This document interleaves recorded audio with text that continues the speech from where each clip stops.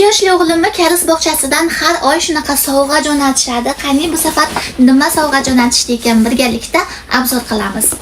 Shunaqa to'pcha buni bog'chasida o'tgan oy o'ynashgan ekan. Shuning uchun o'tgan oy o'ynagan o'yinchoqlaridan tortib o'qigan kitoblarigacha jo'natib yuborishdi. Shunaqa o'yinchoq bog'chasida o'ynagan o'yinchoqlarini jo'natib yuborishdi. Va yana shunaqa o'yinchoqlar. Taroqcha, oynakcha, o'ynak как раз menga kerak edi va bu nimaligini bilmadim.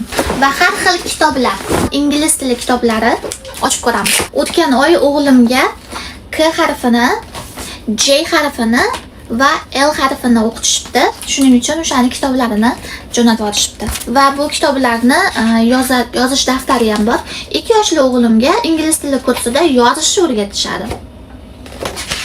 Men 2 yoshligimda ko'chada tosh terib yurgandim.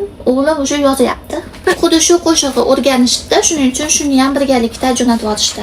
Va yana har xil harfli stikerlar. Yana shunaqa plakatga o'xshagan narsa yuboribdi. Bu yerda sen bu dunyoga eng kerakli insonsan deb yozilgan. Va yana o'g'lim har xil o'yinlar o'ynagan kitobchasini ham yuborishibdi. Buning ichida har xil o'yinchalar bor ekan. Va yana uyda o'qib bering deb 2 xil shunaqa karischa kitob ham jo'natishibdi. Va xato qilsang ham mayli, bu oddiy holat degan shunaqa plakatcha ham jo'natishibdi.